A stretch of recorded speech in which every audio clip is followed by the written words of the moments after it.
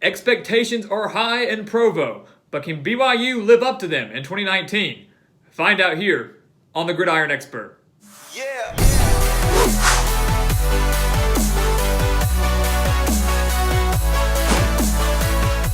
BYU pulled off one of the biggest upsets of the 2018 season, going on the road and upsetting Wisconsin 24-21 at Camp Randall Stadium.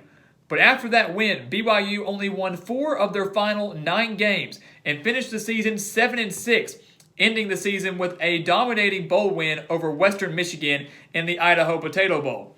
Now going into 2019, the Cougars have high expectations with a lot of returning talent, including 9 starters on offense and 8 starters on defense.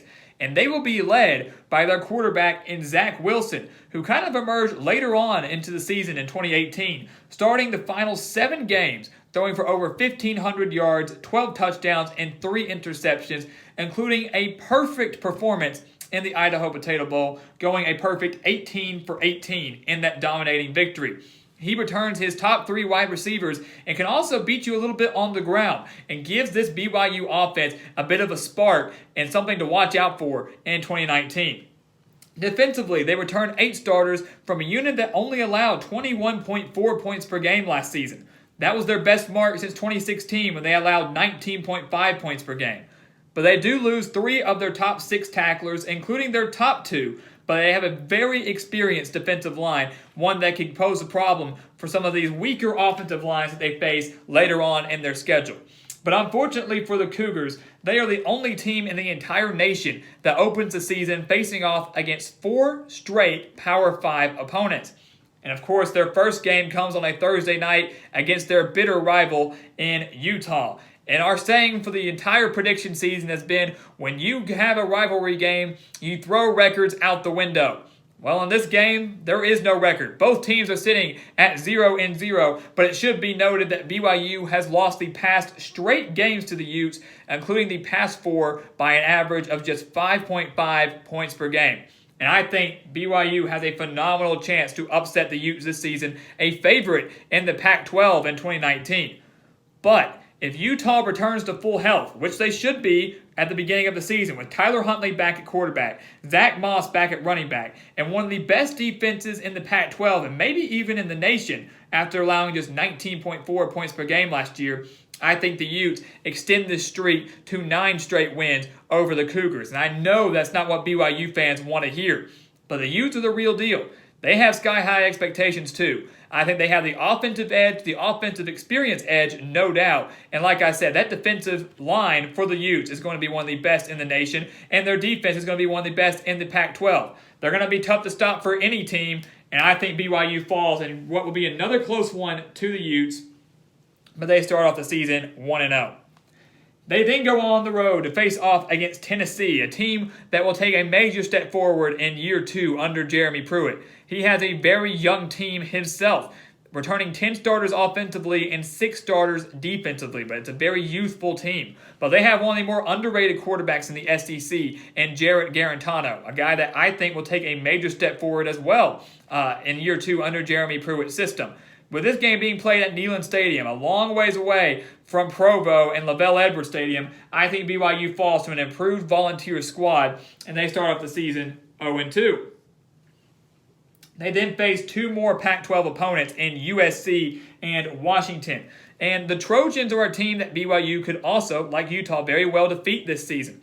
Now, they have a lot of questions surrounding them, a lot of questions around their head coaching area as well, with Clay Helton certainly on the hot seat going into 2019, but their offense should drastically improve. They have NFL-caliber wide receivers on this team. JT Daniels, I think, will thrive in Graham Harrell's new air raid offense, and the defense should improve from 2018, a year that they had a very disappointing 5-7 season. Expect this game to be close, but USC's offense is too much for this BYU defense. They get the edge here, BYU 0-3. And I know BYU fans are going to be angry with this, but you have to wait and you have to hear me out.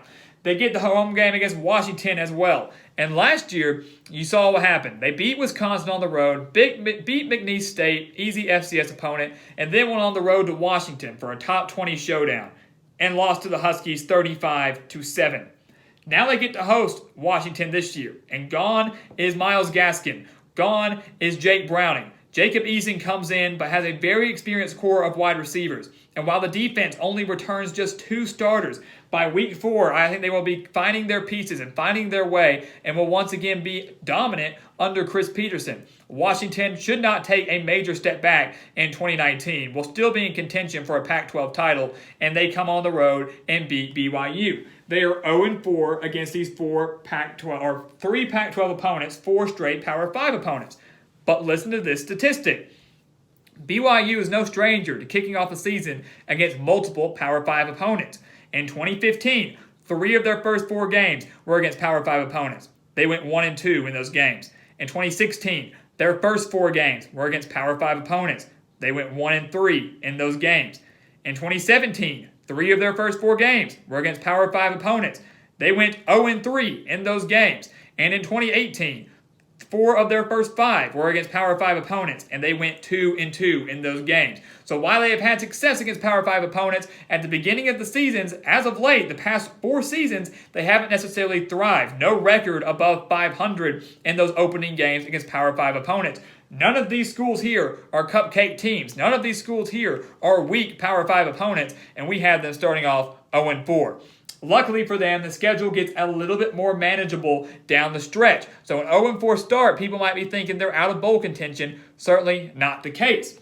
They go on the road to face off against Toledo, who is going to be the favorite in the MAC. No doubt in my mind, Jason Candle has been doing a phenomenal job there. The Glass Bowl, not an easy place to play. But BYU absolutely owns the advantage over the Rockets. There's no doubt in my mind. Toledo will once again have a potent passing attack. It's going to test this Cougars secondary. But these 4 games that we had them losing, I don't have them losing any of these in a blowout fashion. They're all going to be close. And BYU is absolutely the better team, in my opinion, than Toledo. So even though they have to travel on the road, I think they wake up, they're hungry for a win, and they get it against the Rockets in a close one, but finally get their first win of the season, 1-4. They get a bye week on October 5th going into a road game against South Florida. And they're going to be one of the tougher teams to beat in the American Athletic Conference. And luckily for BYU, this is not a game against Cincinnati, Houston, or UCF, or even Memphis, arguably the top 4 teams in the American Athletic. But they do return 9 offensive starters, including their quarterback Blake Barnett and their running back Jordan Cronkite. But last year, the defense was the failure for the Bulls, allowing 32 points per game. Even though this game is on the road, a long ways away from Utah, I think the Cougars beat USF and Charlie Strong. I think they own the quarterback advantage. Blake Barnett was not that impressive last year. They get their win, especially with the bye week, a week of rest coming after that, and they get their second win of the season, 2-4. They then host Boise State, who of course is once again going to be the favorite in the Mountain West. But they lose a lot of key pieces, including Brett Rippon, their star running back, and Alexander Madison, and their top 2 wide receivers. They might have to start a true freshman at quarterback and Hank Bachmeier. Last year, BYU only lost at Boise State 21-16, and that was a good Boise State team. This year, I think they're still the favorite in the Mountain West, but they'll take a little bit of a step back. They have to travel to Provo and LaVell Edwards Stadium, and BYU beats the Broncos. They get their 3rd straight win and get a quality win at that over Boise State. They then get a bye week, their second of the year, against coming on October 26th, going on a game at Utah State. And last year they fell to the Aggies 45-20. Kind of an embarrassing loss for BYU last year. A team that was inconsistent. They beat Arizona and Wisconsin, but after that were inconsistent down the stretch, as we mentioned. But they only returned Jordan Love on offense. That's about it. 2 starters, one of them is a quarterback in Jordan Love. And that itself is enough to give this BYU defense some struggles. And even though this game is on the road, I think they do go on the road and beat the Aggies. They return 7 starters defensively, but outside of Jordan Love, I think the offense will struggle. I think they're up to redeem themselves after an embarrassing 25-point loss last year. They're dealing with technically a brand new head coach in Gary Anderson, who's coming back to make his second stint with the Aggies. I think BYU goes on the road, especially coming off a bye week, beats Utah State. They then get Liberty, a fellow independent team, a team that no one needs to overlook this season. Hugh Freeze is in at head coach. Stephen Calvert is back at quarterback, the third place all-time leading passer in Liberty history. Certainly not a cupcake team and an easy win for BYU. But Liberty's defense was not one of the best last year. Hugh Freeze, I think, will have this team in contention for a bowl game, but not enough to come on the road and beat BYU. The Cougars get another win. They then beat Idaho State, no problem there. And they're going to beat UMass, even though this is a road game, and they should beat the Minutemen fairly easily for a team that allowed over 42 points per game last year, is dealing with a brand new head coach in Walt Bell, and loses their top 3 playmakers on offense with their quarterback Andrew Ford, running back Marquise Young, and one of the best wide receivers in the nation last year in Andy Isabella. Should get an easy win over UMass. They close out the season with a road game against San Diego State, who will also be a tough game and a tough team out of the Mountain West. The key for BYU in this game is going to have to stop Juwan Washington, who rushed for nearly 1,000 yards, just 999 yards last year, and 10 touchdowns. But BYU's rushing defense allowed 30 rushing yards per game last year, and that's going to be a bit of a challenge for them, especially with this game being on the road. But I think they own the edge at quarterback over Christian Agnew for the Aztecs. I think their defense for BYU continues to play extremely well. After that 0-4 start, wakes up and plays well down the stretch. Don't see anything different here. They bottle up Washington, force Agnew to win this game through the air. I don't think he's going to be able to do it, and BYU gets a road win against San Diego State. This team is experienced. This team has talent. Their start of the season, though, is just going to be pretty brutal. But BYU starts off 0-4, finishes the season with an 8-game win streak, and finishes 8-4 and a chance at a 9-win season, depending on their bowl game. And I know people might criticize this. They're going to be angry with that 0-4 start. And then they're going to say, how can a team start 0-4 and then win their final 8 game? Well, remember those stats that we mentioned at the beginning, how they fared against Power 5 teams at the beginning of the season. In 2015, when they went 1-2 against 3 of their first 4 games, 3 of those against Power 5 opponents, BYU finished the season winning 7 of their final 9 games.